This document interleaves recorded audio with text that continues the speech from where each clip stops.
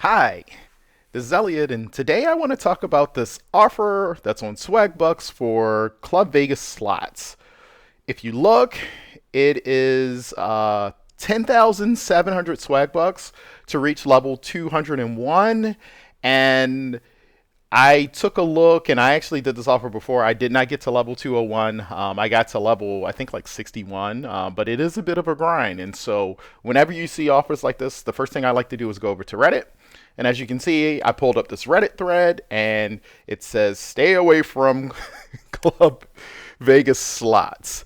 So, if you got a lot of time on your hands, this may be a good offer for you. If not, I would say pick a different offer.